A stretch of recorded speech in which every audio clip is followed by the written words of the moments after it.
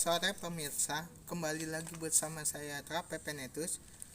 Saat ini saya berada di perumahan Bumi di Gantara Permai RT 08 RW 09 Kota Bekasi, Jawa Barat. Kasus COVID-19 melonjak, fasilitas kesehatan diambang krisis. Viralnya video pasien yang sampai tergeletak di rumah sakit umum bukan hanya terjadi di Bekasi saja, terlebih lagi di tengah lonjakan kasus COVID-19 yang terjadi saat ini. Hampir semua rumah sakit mengalami lonjakan pasien dan kekurangan tempat tidur. Sempat viral sebuah video yang memperlihatkan penuhnya rumah sakit rujukan COVID-19 di Bekasi. Bahkan pasiennya tergeletak di parkiran. Apakah ini hanya terjadi di Bekasi? Di saat lonjakan kasus corona terus terjadi, bahkan hari ini kembali mencatatkan rekor tertinggi. Sementara itu, di DKI Jakarta, Gubernur Anies Baswedan menyebut lonjakan kasus sudah diantisipasi dengan penambahan jumlah tempat tidur dan rumah sakit rujukan penanganan COVID-19 sejak 2 pekan yang lalu. Namun, Anies mengimbau masyarakat agar upaya ini dibarengi dengan menerapkan protokol kesehatan yang super ketat dan tidak melakukan aktivitas apapun pada hari Sabtu dan Minggu. Berdasarkan catatan Kementerian Kesehatan 3 hari yang lalu, tingkat keterisian tempat tidur rumah sakit rujukan COVID-19 nasional kini sudah mencapai 69.000.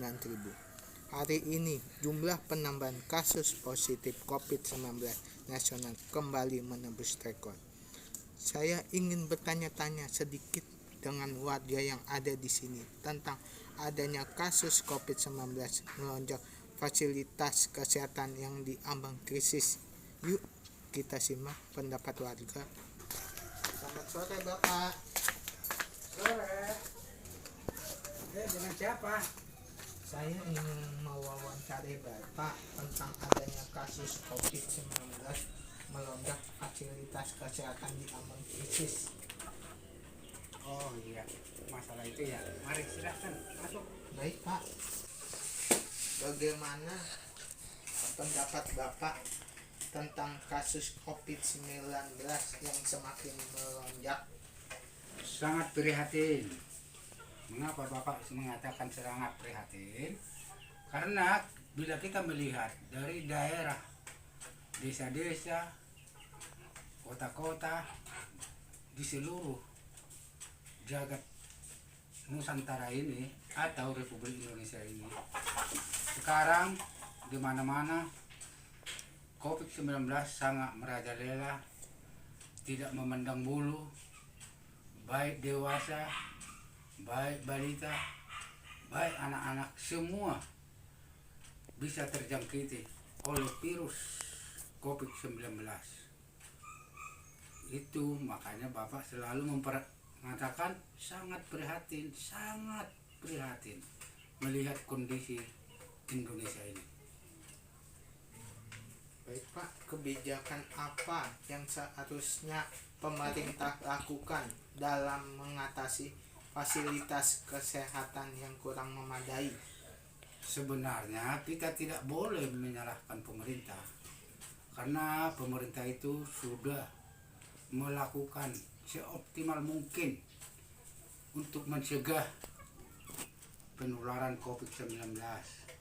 Kita lihat sekarang di mana instansi-instansi pemerintah, baik rumah sakit swasta, negeri, rumah sakit daerah, ataupun gedung-gedung pemerintah atau gedung-gedung swasta yang tidak dipergunakan, dipakai untuk menampung para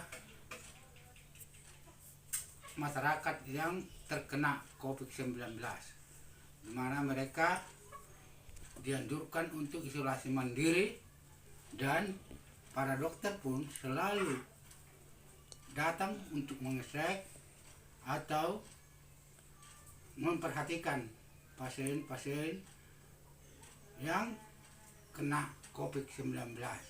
Jadi kita tidak boleh menyalahkan pemerintah. Pemerintah itu sudah sangat melakukan segala upaya diusahakan untuk mencegah penularan COVID-19. Cuma kita rakyat Indonesia ini belum ada kesadaran. Jadi selalu kita melanggar apa yang dianjurkan oleh pemerintah, melakukan protokol kesehatan, contohnya cuci tangan. Nah, sebelum mengganti pakaian kalau kita berpergian keluar dari rumah. Nah, melakukan vaksinasi itu. Jadi semua itu yang dilakukan pemerintah itu sudah baik. Tinggal masyarakatnya bagaimana dia untuk berpartisipasi menanggapi lonjakan COVID-19 ini. Baik Pak, harapan Bapak untuk Indonesia di masa pandemi ini ke depannya itu apa ya Pak? Harapan Bapak, apabila kita masyarakat Indonesia ini bersatu padu untuk mengatasi COVID-19, di mana kita harus satu sama lain bahu-membahu memberitakan bahwa bila ada obat yang manjur untuk mengobatinya, kita sarankan, kita bagi kepada sesama kita supaya masyarakat Indonesia bisa tercegah dari COVID-19. Baik Pak, ada nggak sih pesan Bapak yang ingin disampaikan kepada masyarakat? Ya, pesan Bapak, kita harus sadar semua yang dilakukan upaya dari pemerintah itu kita harus turuti supaya kita bisa keluar dari COVID-19. Terima kasih.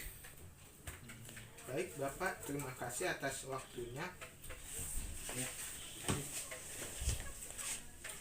Itu dia tadi wawancara dengan warga setempat tentang adanya kasus COVID-19 melonjak, fasilitas kesehatan abang krisis.